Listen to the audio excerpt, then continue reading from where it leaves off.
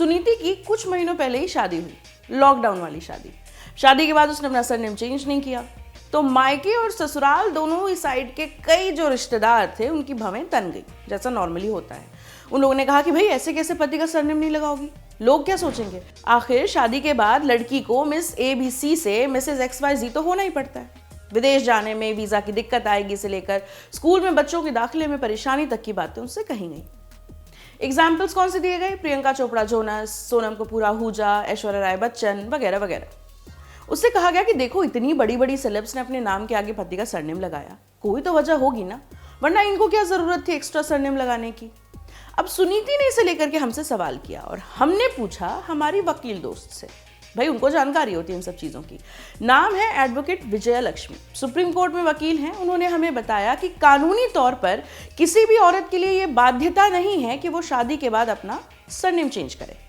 विजय लक्ष्मी ने हमें बताया कि फला महिला और फला पुरुष एक दूसरे के पति पत्नी हैं, ये साबित करने के लिए मैरिज सर्टिफिकेट या मैरिज रजिस्ट्रेशन सर्टिफिकेट काफ़ी होता है। उन्होंने बताया कि सरनेम बदलना महिलाओं की पर्सनल चॉइस होती है, कुछ हद तक सोशल और पारिवारिक फैक्टर्स इसके लिए काम करते हैं।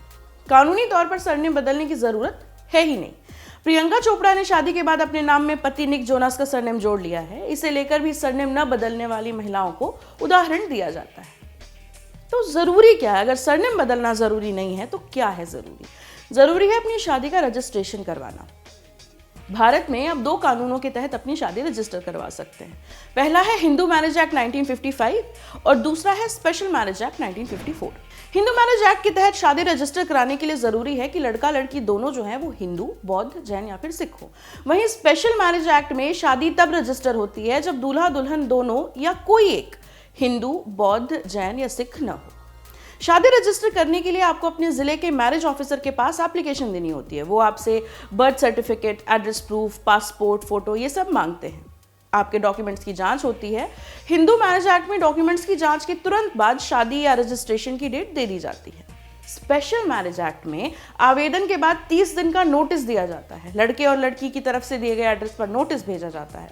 शादी को लेकर कोई आपत्ति आने पर उसका निवारण करने के बाद शादी या रजिस्ट्रेशन की डेट दी जाती है। रजिस्ट्रेशन के बाद कुछ दिनों के अंदर मैरिज सर्टिफिकेट या रजिस्ट्रेशन सर्टिफिकेट शादीशुदा जोड़े को दे दिया जाता है। अगर कोई महिला अपना सरनेम बदलना चाहे तो उसके लिए क्या तरीके हैं?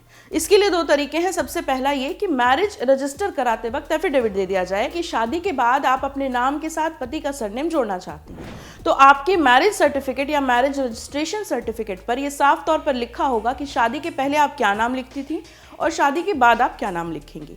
इसके आधार पर आप फ्यूचर में और दूसरे डॉक्यूमेंट्स में भी अपना नाम बदल सकती हैं। दूसरा तरीका थोड़ा सा लंबा है, 3 स्टेप्स का है।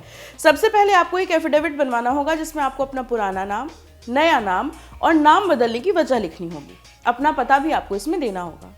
दूसरा स्टेप, अपने इलाके में छपने वाले एक हिंदी और एक अंग्रेजी अखबार में नाम बदलने से जुड़ा हुआ विज्ञापन आपको छपवाना होगा। इसके बाद तीसरा स्टेप ये कि जो भारत सरकार के डिपार्टमेंट ऑफ पब्लिकेशन है उसमें एफिडेविट, अखबारों में छपे विज्ञापन, एड्रेस प्रूफ और पासपोर्ट फोटो देकर गजट में अपने नाम बदलने को लेकर एक नोटिस छपवाना होगा। इसके बाद आपका नाम या सरनेम बदलने का प्रोसेस जो है वो पूरा हो जाएगा। यहाँ पर आपको एक छोटी सी चीज़ बता दें लेकिन कि अगर आप शादी के बाद अपना सरनेम बदलने का फैसला लेती हैं तो फिर आपको अपने bank account, passport, driving licence, Aadhaar card, PAN card और जो भी दूसरे ज़रूरी डॉक्यूमेंट्स हैं उसमें भी अपना नाम बदलवाना पड़ेगा। ये पूरी जानकारी आप तक लेकर आई थी कुसुम। मैं हूँ प्रेरणा, कैमरे के पीछे है मिथिलेश। देखते रहिए ऑर्डिनरी।